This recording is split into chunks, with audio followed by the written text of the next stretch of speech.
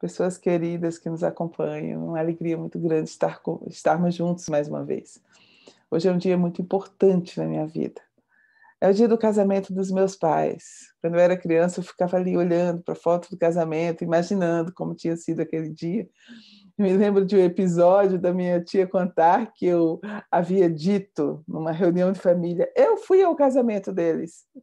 E foi um constrangimento total. Olha, imagina, 61 anos atrás. Era muito diferente.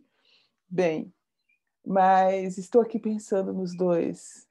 E pensando em mim e no meu marido também. Hoje é o dia do nosso aniversário de pedido de casamento, né? Nós acertamos naquele dia, 30 anos atrás, que íamos nos casar, íamos viver juntos, íamos construir uma família linda e que a base da nossa família seria o Evangelho. E essa também foi a determinação dos meus pais. Eles eram profundamente religiosos. Por isso que eu gostaria de rememorar aqui, não só celebrar esse momento, mas me lembrar, sim, compartilhar com vocês o estudo em um Novo Testamento, João 2, as bodas em Caná, na Galileia. Todos nós nos comovemos com esse evangelho, né? O evangelista João conta que no terceiro dia houve uma festa de casamento em Caná, na Galileia, e a mãe de Jesus estava lá. Eles foram convidados e os seus discípulos também foram convidados para as bodas. E tendo faltado vinho, vocês imaginam que a festa de casamento naquela época, provavelmente de uma pessoa abastada, eram festas que duravam uma semana inteira, porque para o judaísmo o casamento é um contrato entre o céu e a terra. Então, a noiva, ela representa a própria presença divina ali. Por isso que todos os olhares são voltados para ela. E a mãe de Jesus, que ali está, como toda mulher, né? Nós estamos ali sempre atentas às coisas, as necessidades da família. A mãe de Jesus ali está. E tendo faltado vinho, ela diz para ele, eles não têm vinho. Jesus diz assim, mulher, o que queres de mim? A minha hora ainda não chegou. E a mãe dele diz aos servidores, fazei tudo o que ele vos disser. E o evangelista continua a dizer que havia 6 talhas de pedra que eram ali postas, né, para a purificação. E Jesus diz aos servidores, enchei as talhas. E eles encheram as talhas até a borda. E Jesus diz a eles, agora tirai o líquido e levai ao mestre de cerimônias. E eles levaram aquele líquido, aquela água que havia sido transformada por Jesus. E o mestre de cerimônias provou a água transformada em vinho. Ele não sabia de onde era, mas os servidores que haviam tirado a água sabiam. E o mestre de cerimônias chama o noivo e diz, todo homem põe primeiro o bom vinho, e quando estão embriagados, serve o inferior. Mas tu conservaste o bom vinho até agora. E Jesus fez esse princípio dos sinais em Caná, na Galileia, manifestou a sua glória e os seus discípulos creram nele. Depois disso, desceram para Cafarnaum, ele e a sua mãe, os seus irmãos e os seus discípulos, e ali permaneceram por muitos dias. Primeira coisa, quando se lê esse texto, né, é se concentrar na transformação da água em vinho. Eu tenho um cunhado que está no plano espiritual e ele chegava para mim sempre com uma taça de vinho e dizia, mas Terezinha, mas Jesus transformou a água em vinho? Qual é o problema de você tomar um vinho? Eu disse, mas não tem problema nenhum, não é nada disso. E eu brincava com ele, com certeza era um vinho sem álcool, né? Uma pessoa muito querida que já está no plano espiritual agora, isso foi muito cedo. Mas essa pergunta Pedro faz a Jesus no livro Boa Nova, de Humberto de Campos, né? O objetivo do nosso trabalho também é comentar sobre o Humberto de Campos, André Luiz, né? São caminhos para o Evangelho. E no capítulo Amor e Renúncia, capítulo 12 de Boa Nova, Nós vamos encontrar Pedro fazendo essa pergunta.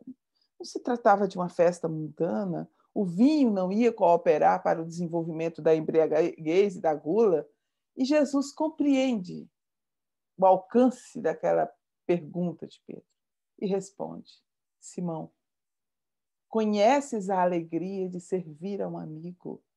Meu Deus, essa pergunta é muito importante, porque aqui uma das maiores alegrias da nossa vida é justamente essa, estar junto das pessoas que nós amamos, né? As pessoas que nos amam, as pessoas que compartilham os momentos mais felizes da nossa vida e também os momentos de muita dor. E Jesus explica a Pedro naquele momento: as bodas de Caná foram símbolo da nossa união na terra.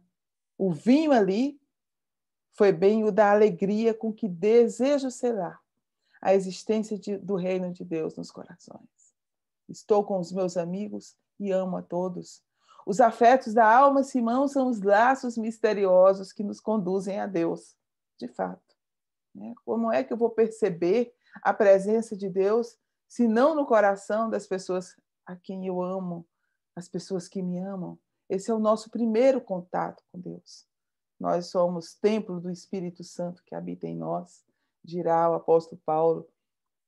Nós somos esses seres que carregam na sua alma a imagem de Deus. E é claro que nós vamos perceber essa imagem também ali representada nesse coração amado.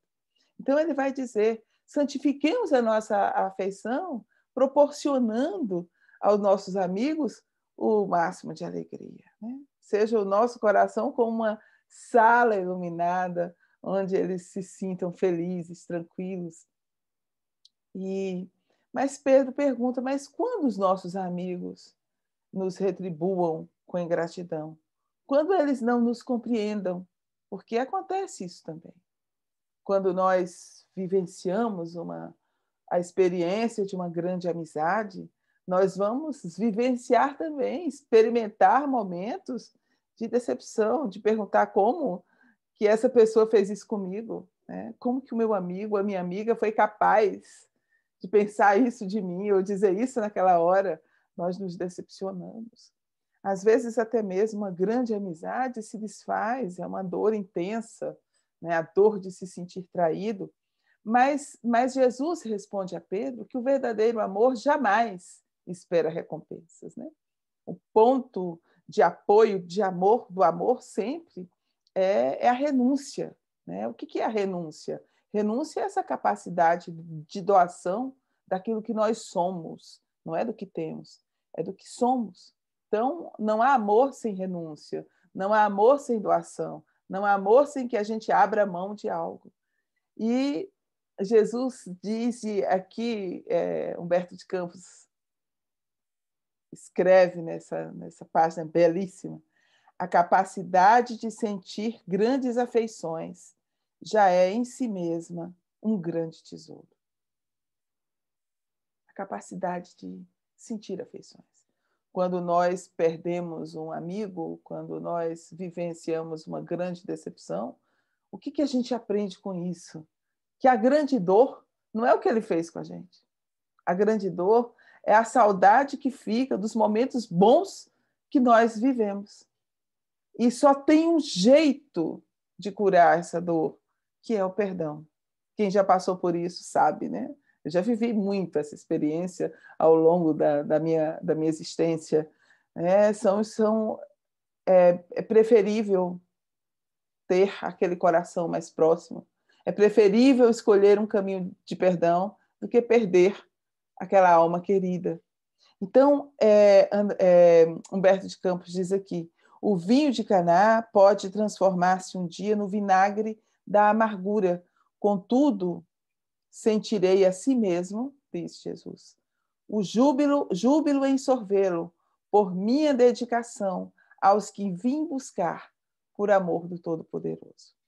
E aqui, esse primeiro momento, no texto As Bodas de Caná, nós vamos encontrar, então, esse retrato da amizade.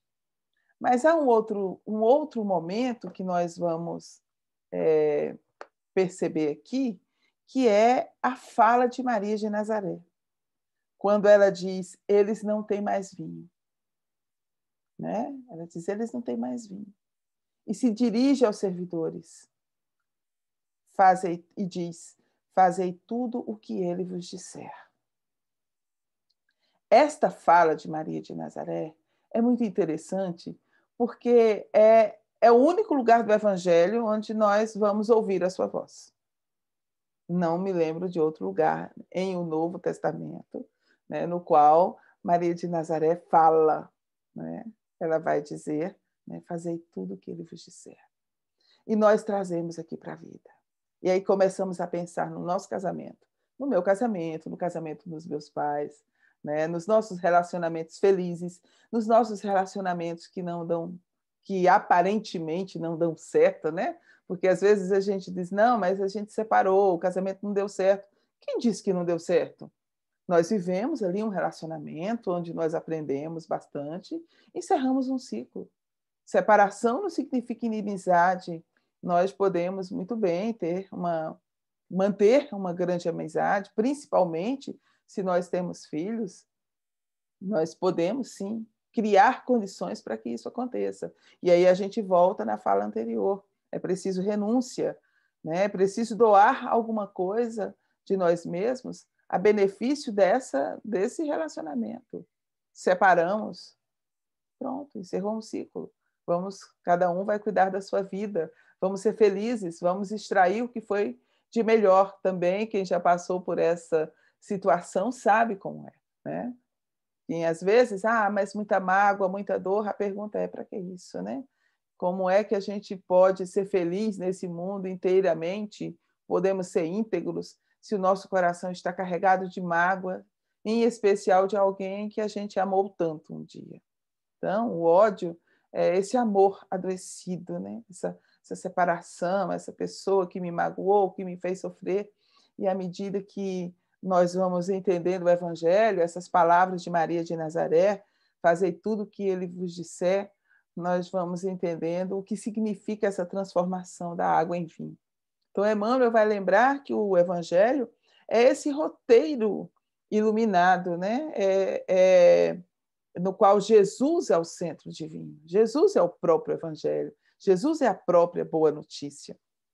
Então, nessas palavras de Maria, o que nós vamos ver? É interessante aqui, porque Emmanuel vai nos lembrar que Maria é o anjo tutelar do cristianismo. Maria, ela recebe o nome de Mãe Santíssima de um leproso que um dia veio buscar, né? Veio buscar a ajuda de Jesus, e ele já havia sido crucificado. E ele diz a ela: vós sois a mãe do nosso Salvador, vós sois a nossa Mãe Santíssima. Essa fala está no livro de Humberto de Campos, Boa Nova, no último capítulo, intitulado Maria. Então, Emmanuel nos lembra que é muitas vezes, com uma imensa aflição, que nós recorremos a Maria. Maria de Nazaré, ela vem nos lembrar, naquele momento, que muitas vezes, né, esgota-se o vinho da nossa esperança. Muitas vezes nós nos sentimos extenuados, cansados, desiludidos, e é nesse momento que nós imploramos a sua assistência e ela nos lembra: fazei tudo o que ele vos disser.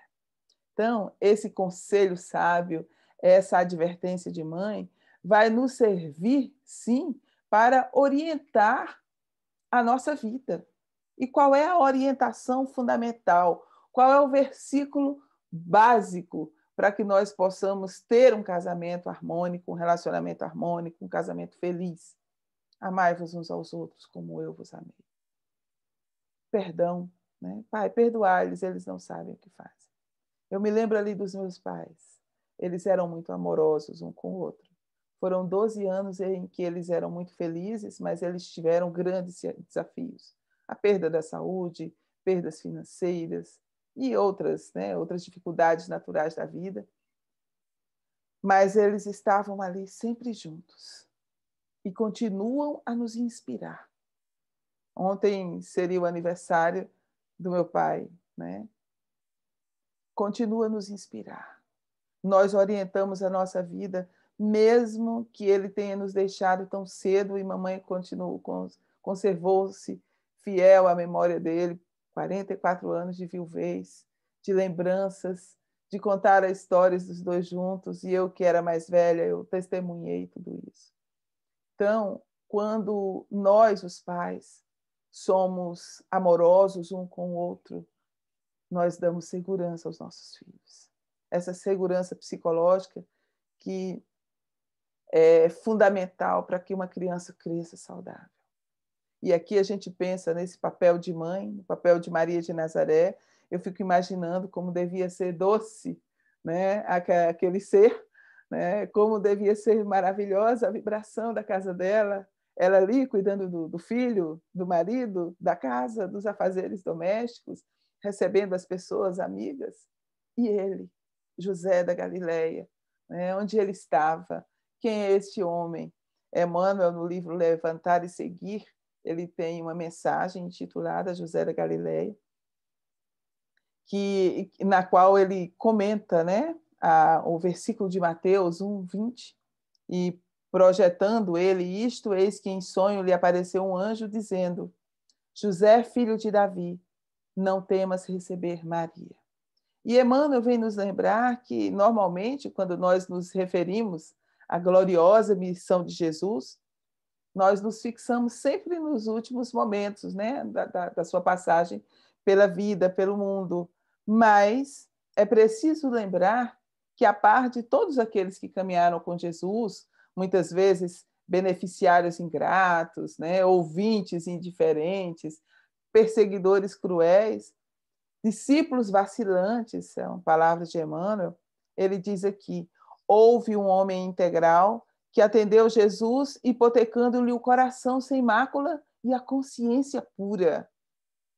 José da Galileia foi um homem tão profundamente espiritual que o seu vulto escapa às análises limitadas das nossas análises limitadas, né? Nós não temos material humano, vamos dizer assim, para analisar o seu comportamento. Mas Emmanuel faz uma pergunta: já pensaste o cristianismo sem ele?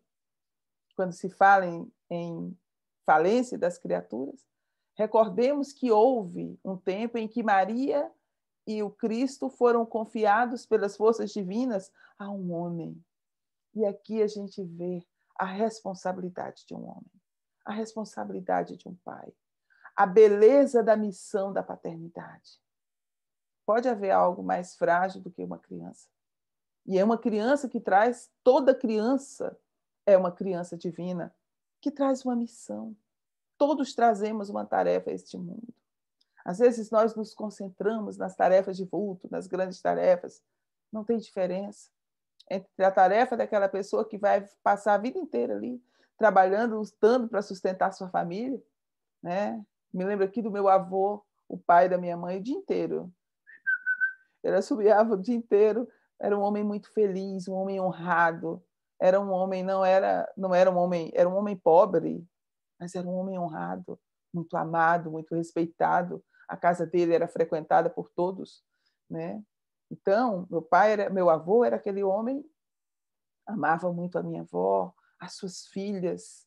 Então, isso é muito bonito. O meu pai era considerado por ele como um filho.